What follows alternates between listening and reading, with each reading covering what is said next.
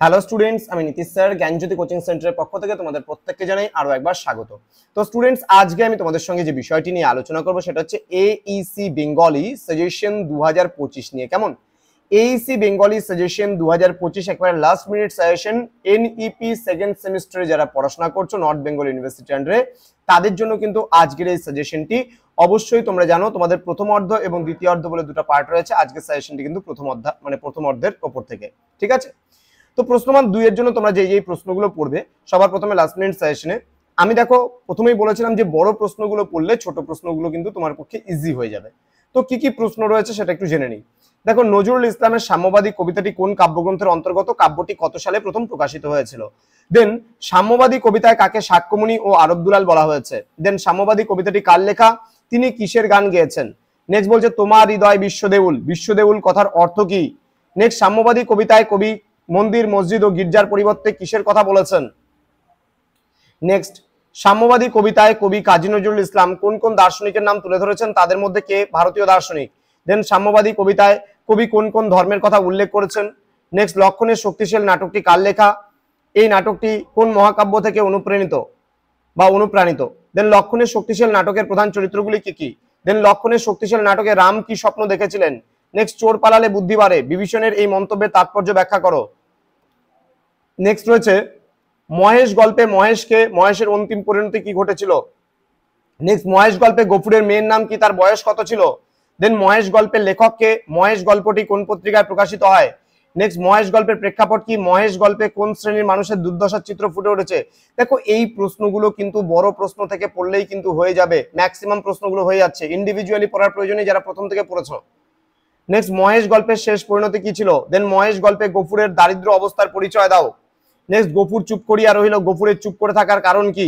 দেন ওই যে প্রবীণ, ওই যে পরম পাকা, চক্ষু কর্ণ দুইটি ডানায় ঢাকা উদ্ধৃতটি কোন কবিতার অন্তর্গত? পাকা বলতে কবি কাদের বুঝিয়েছেন বা কাদের বোঝানো হয়? নেক্সট রয়েছে সবুজের অভিযান কবিতাটিতে সবুজ বলতে কবি কাদের বুঝিয়েছেন? কবিতাটি কত সালে প্রকাশিত হয়? দেন সবুজের অভিযান কবিতাটি কার লেখা? কবিতাটি কোন কাব্যগ্রন্থের অন্তর্ভুক্ত? দেন সবুজের অভিযান কবিতাটি কখন কোথায় লেখা হয়েছিল? দেন সবুজের অভিযান কবিতায় কতগুলি স্তবক আছে? কবিতার প্রথম দুটি চরণ লেখো। দেন সবুজের অভিযান কবিতায় কবি কিসের আহ্বান করেছেন? দেন ওরে নবীন ওরে আমার কাঁচা, আধমরাদের ঘামের তুই বাঁচা, তাৎপর্য লেখো। নেক্সট, চক্ষু কর্ণ দুইটি ডানায় ঢাকা কোন কবিতার অংশ? কাদের চক্ষু কর্ণ দুইটি ডানায় ঢাকা রয়েছে?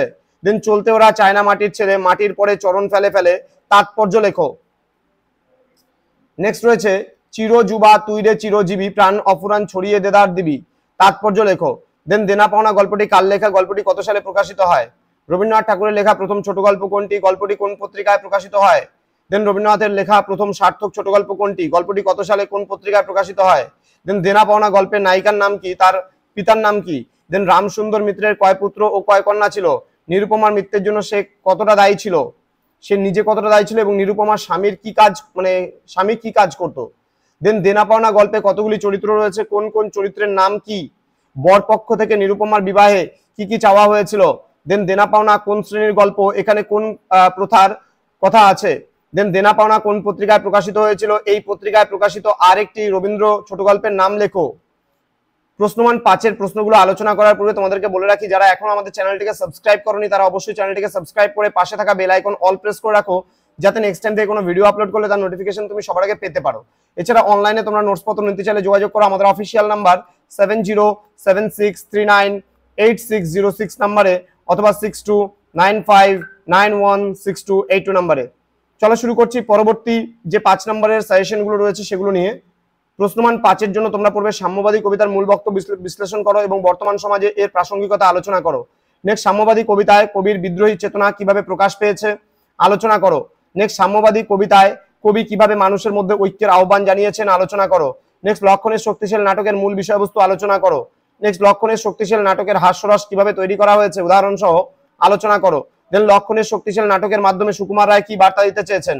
নাটকের সামাজিক ও নৈতিক তাৎপর্য আলোচনা করো। নেক্সট, মহেশ গল্পে গফুর মিয়ার চরিত্রটি সংক্ষেপে বিশ্লেষণ করো। নেক্সট, মহেশ গল্পে কাশীপুর গ্রামে জল সরবরাহের কি ব্যবস্থা ছিল তা আলোচনা করো। আমিনা কিভাবে পানীয় জল সংগ্রহ করত? দেন মহেশ গল্পে আমিনা ও তর্করত্ন চরিত্র দুটি বিশ্লেষণ করো। নেক্সট, মহেশ গল্পের শেষ পরিণতি কি হয়েছিল তা আলোচনা করো।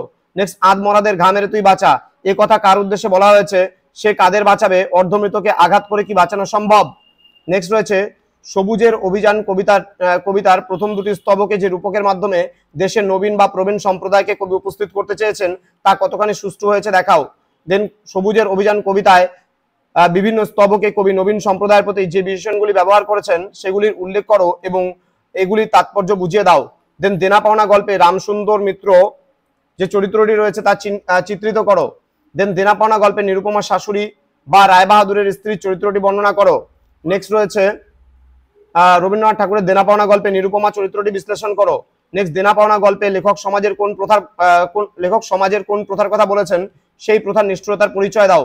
তো এই ছিল 16টা প্রশ্ন যেগুলো 5 নম্বরের জন্য আসবে তোমাদের, এবং 10 নম্বরে কোন কোন প্রশ্নগুলো পড়বা সেই নিয়ে আলোচনা করার পূর্বে তোমাদেরকে বলে রাখি, যাদের এইসি বাংলা রয়েছে, কম্পালসারি রয়েছে, তারা অবশ্যই বন্ধুদের সঙ্গে ভিডিওটি শেয়ার করে দাও যেন প্রত্যেকের কাছে আজকের এই ক্লাসটি পৌঁছতে পারে। প্রশ্নমান 10-এর জন্য তোমরা যে প্রশ্নগুলো পড়বে চলো জেনে নেওয়া যাক। প্রথম প্রশ্ন, সাম্যবাদী কবিতার নামকরণের সার্থকতা আলোচনা করো। নেক্সট, সাম্যবাদী কবিতায় কবি নজরুল ইসলাম মানুষের হৃদয়ের সঙ্গে কিভাবে মন্দির, মসজিদ ও গির্জা তুলনা করেছেন। নেক্সট, সাম্যবাদী কবিতায় কবি সাম্যবাদ বলতে কি বুঝিয়েছেন আলোচনা করো। নেক্সট, লক্ষণের শক্তিশালী নাটকের মূল বিষয়বস্তু বিশ্লেষণ করো এবং রামায়ণের যুদ্ধকালীন পরিস্থিতিকে সুকুমার রায় কিভাবে ভিন্নভাবে উপস্থাপন করেছেন তা আলোচনা করো। নেক্সট, লক্ষণের শক্তিশালী নাটকের চরিত্রগুলি কিভাবে হাস্যরস সৃষ্টিতে ভূমিকা রেখেছে উদাহরণ সহ আলোচনা করো। নেক্সট, লক্ষণের শক্তিশালী নাটকের সংলাপগুলি কিভাবে হাস্যরস সৃষ্টিতে অবদান রেখেছে কয়েকটি উল্লেখযোগ্য সংলাপ উল্লেখ করে তা আলোচনা করো। নেক্সট রয়েছে লক্ষণের শক্তিশালী নাটকের মূল বিষয়বস্তু, হাস্যরস, চরিত্র এবং সামাজিক ও নৈতিক তাৎপর্য বিশদে আলোচনা করো। নেক্সট, লক্ষণের শক্তিশালী নাটকের নামকরণের সার্থকতা আলোচনা করো। নেক্সট, শরৎচন্দ্রের মহেশ গল্পের মধ্যে দিয়ে যে সমাজ চিত্রের কথা উঠে এসেছে তার বর্ণনা দাও। নেক্সট, শরৎচন্দ্রের মহেশ গল্পের মূল বিষয়বস্তু আলোচনা করো। নেক্সট, একটি মুখ পশুকে অবলম্বন করে মহেশ গল্পে যে জীবন রস পরিবেশিত হয়েছে তা আলোচনা করো। নেক্সট রয়েছে রবীন্দ্রনাথ ঠাকুরের সবুজের অভিযান কবিতার নামকরণের সার্থকতা আলোচনা করো। নেক্সট, নবীন ও প্রবীণের তুলনামূলক আলোচনার সাহায্যে সবুজের অভিযান কবিতায় কিভাবে নবীনের শ্রেষ্ঠত্ব দেখানো হয়েছে তা বুঝিয়ে দাও। নেক্সট, সবুজের অভিযান কবিতার মূল বক্তব্য তোমার নিজের ভাষায় বিশদ আলোচনা করো। নেক্সট, সবুজের অভিযান কবিতাটি কাব্য সৌন্দর্য বিচার করো। নেক্সট রয়েছে সবুজের অভিযান কবিতাটির তাৎপর্য ব্যাখ্যা করো। নেক্সট রয়েছে দেনা পাওনা গল্পের নামকরণের সার্থকতা বিচার করো। নেক্সট রয়েছে দেনা পাওনা গল্পটি কোন সমস্যাকে কেন্দ্র করে গড়ে উঠেছে গল্পটির কাহিনী বিশ্লেষণ করে লেখকের সমাজ মনস্কতার পরিচয় দাও। নেক্সট, দেনা পাওনা গল্পের ভাববস্তু বিশ্লেষণ করে গল্পের শিল্পকৌশল ও রবীন্দ্রনাথ ঠাকুরের শিল্পদৃষ্টির পরিচয় দাও। নেক্সট রয়েছে রবীন্দ্রনাথ ঠাকুরের দেনা পাওনা এক প্রত্যক্ষ সমাজ সমস্যার মর্মস্পর্শ কাহিনী আলোচনা করো। নেক্সট, রবীন্দ্রনাথ ঠাকুরের দেনা পাওনা গল্প অবলম্বনে যে কোনো দুটি চরিত্রের পুঙ্খানুপুঙ্খ আলোচনা করো, রায়বাহাদুর ও তার মহিষী, রামসুন্দর, নিরুপমা এবং তার স্বামী। তো এই ছিল আজকের সাজেশন, যেখানে আমরা আলোচনা করলাম একদম 100% তোমাদের পরীক্ষার জন্য কমন এখান থেকে আসবেই আসবে।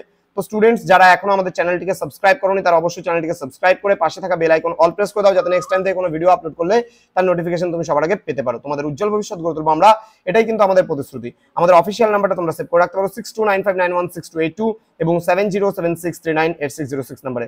আমাদের ওয়েবসাইট ভিজিট করতে পারো। এছাড়া নীলস নিভা নামেও কিন্তু আমাদের একটা ওয়েবসাইট রয়েছে, ঠিক আছে? তোমরা সেখানেও ভিজিট করতে পারো। ডাইরেক্ট নীলস নিভা লিখে ক্রোমে সার্চ করো, সেখানে প্রথমে যেটা আসবে সেটাই আমাদের ওয়েবসাইট। তোমরা সেখানে ভিজিট করতে পারো, প্রচুর নোটস তোমরা সেখানে সম্পূর্ণ বিনামূল্যে পেয়ে যাবে। দেখা হচ্ছে খুব তাড়াতাড়ি আরো একটা নতুন ক্লাস নিয়ে। তোমরা প্রত্যেকেই ভালো থেকো, সুস্থ থেকো। Thank you so much, thanks for watching after all, thank you.